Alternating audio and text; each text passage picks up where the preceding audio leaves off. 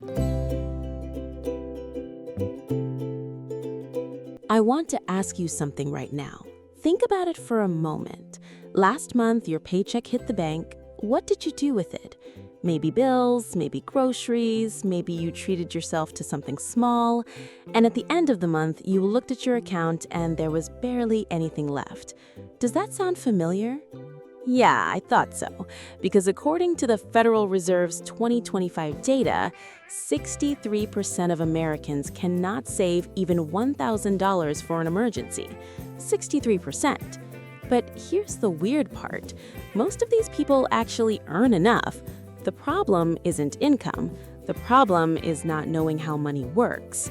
And in this video, I'm going to walk you through a concept used by the wealthiest people on Earth, one that was never taught in school: compound interest.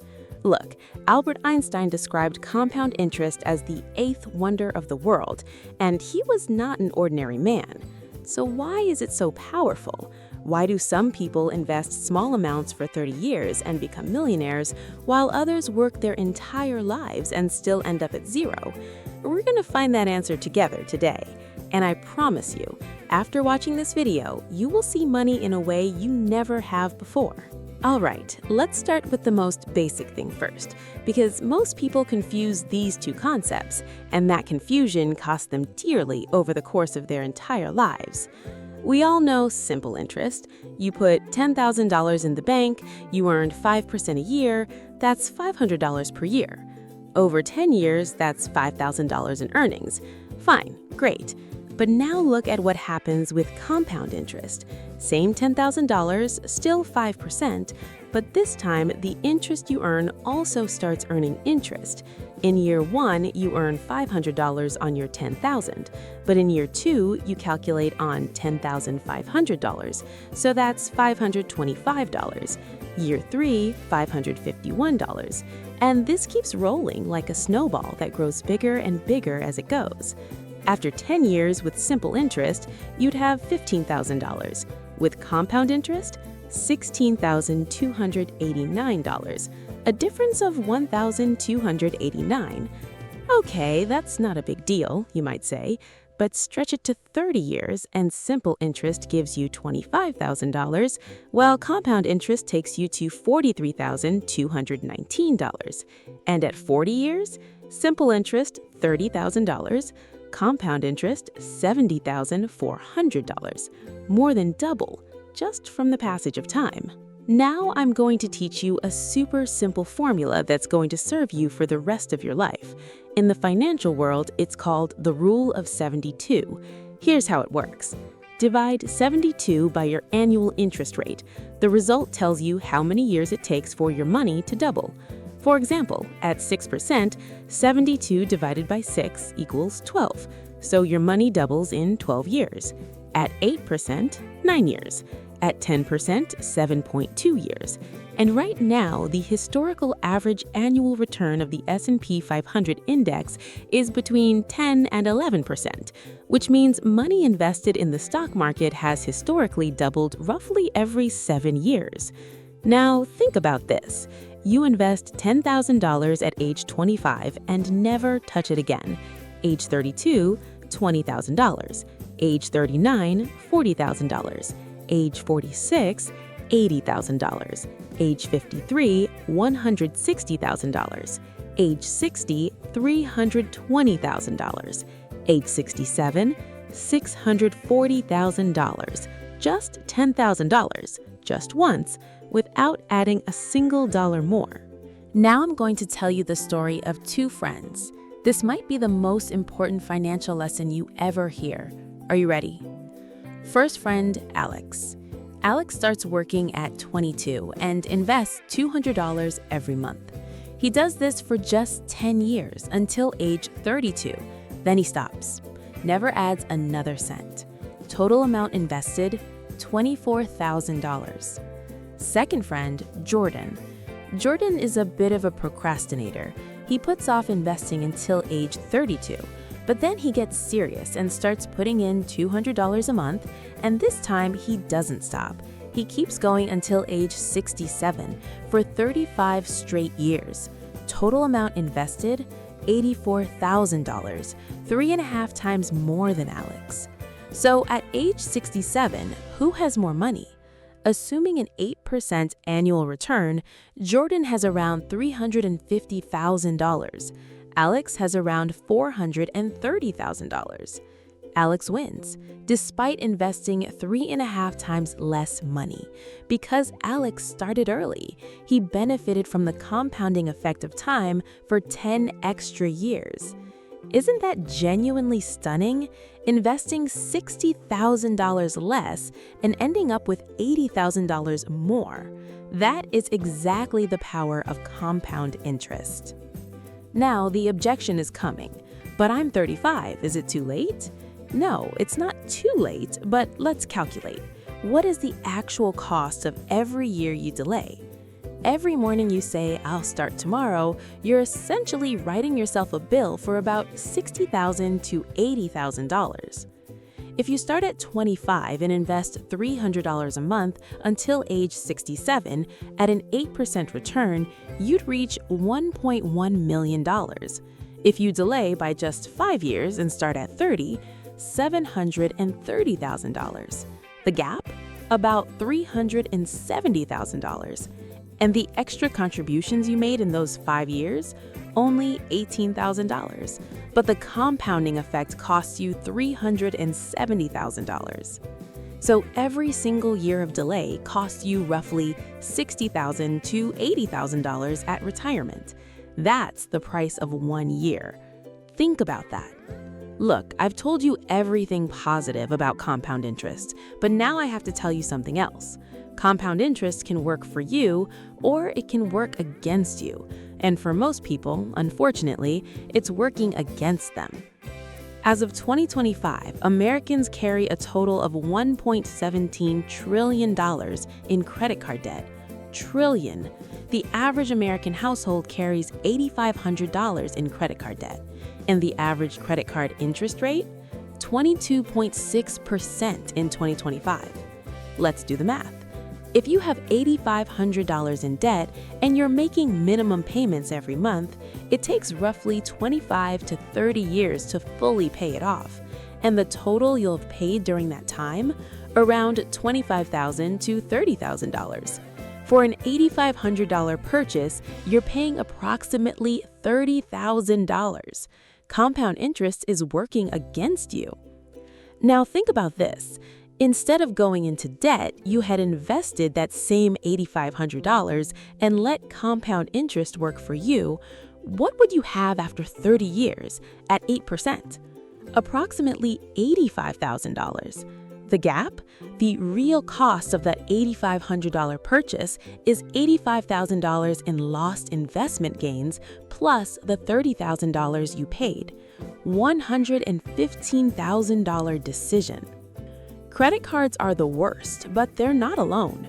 Right now, Americans carry a total of $1.75 trillion in student loan debt. The average graduate starts life $30,000 to $40,000 in the hole. And when you consider that these loans carry interest rates between 6% and 8%, you can see how they silently grow on their own over the years. On the mortgage side, you take out a 30-year mortgage on a $400,000 home at 7% interest. How much do you actually pay in total? Around $957,000. So for a $400,000 home, you pay $957,000. The difference is $557,000. That's the cost of compound interest on the debt side. Now, you might be thinking, but buying a home is necessary. What can I do? Fair point. A mortgage isn't always avoidable, but approaching it with awareness matters enormously. Putting down a larger down payment, paying off the loan early, or at the very least, escaping high-interest debt first, these decisions can make a difference of hundreds of thousands of dollars.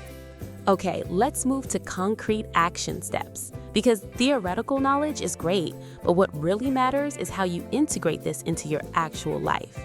If you work in the US, do you have a 401k? If so, are you taking advantage of your employer match? If you're not, you're leaving free money on the table, literally. Most companies match 50% or 100% of your contributions, typically up to 3% of your salary. That's an instant 50% to a 100% return. No investment in the world offers that kind of guaranteed return. As of 2025, the annual 401k contribution limit is $23,500. If you're over 50, you can contribute an additional $7,500. The annual Roth IRA limit is $7,000. These accounts don't just offer a tax advantage, they layer a tax advantage on top of compound interest, double power. The Roth IRA is especially valuable for young people. You pay taxes now while you're in a lower bracket, and withdrawals at retirement are completely tax-free, and compound interest grows tax-free inside it. That is an extraordinary advantage. Now, you might be thinking, okay, I'm going to invest, but in what? The answer to that question is simpler than you think. Warren Buffett's 90-10 rule is a simple long-term investment strategy that suggests investing 90% of the portfolio in low-cost S&P 500 index funds and 10% in short-term government bonds. It is that simple. The S&P 500 is an index that tracks the 500 largest companies in America. Since 1926, it has delivered average annual returns of between 10% and 11%. Yes, there were ups and downs. It fell 50% in 2008, it fell 36% in 2020, but every time it recovered. And over the long run, it has rewarded the patient investor. S&P 500 index funds like Vanguard VOO or iShares IVV charge management fees as low as 0.03% to 0.07%. The vast majority of actively managed funds underperform this index, and yet they charge higher fees. Index funds, simple but powerful. If you're thinking, but the market is really high right now, I'll wait for a dip. Stop for a second. That kind of thinking will keep you paralyzed. And paralysis is the most expensive mistake you can make. Dollar cost averaging, investing a fixed amount at regular intervals, solves this problem. Every month, regardless of where the market is, you invest the same amount. When the market is down, you buy more shares. When it's up, you buy fewer. Over time, your average cost goes down.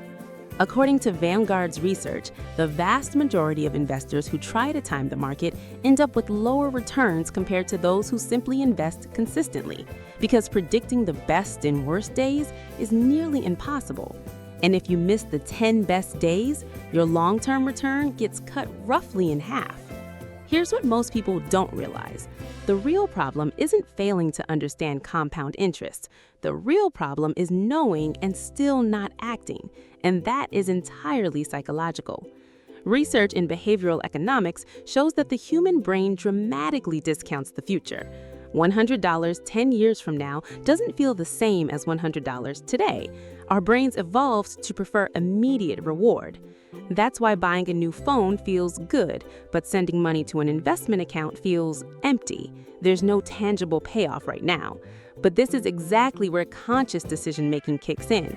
Automating the system becomes critical at this point. The most powerful financial habit is this: make the decision once and let everything else run automatically.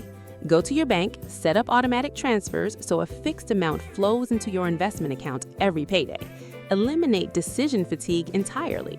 According to Fidelity's research, the people who made the fewest changes to their 401k accounts during the 2008 crisis, meaning they did not panic sell while watching the market, had the highest account balances 10 years later. Inaction, in this case, was the winning move. Think of it like brushing your teeth. You do it every day. It's not dramatic, you don't feel the difference after one day, but if you do it for 30 years, your teeth are still there. Investing is the same. Boring, but it works. Finally, I want to say this. The most important change around money doesn't happen in your bank account. It happens in your head. Shifting from I can't save to I pay myself first. From the stock market is too risky to historically it's one of the most reliable tools over the long run. From that's only for wealthy people to you can start with just $50 a month. These small language shifts become behavioral shifts over time, and behavioral shifts become outcome shifts. Rewrite your identity. Okay, we have just a few minutes left, and I want to tell you something very clearly.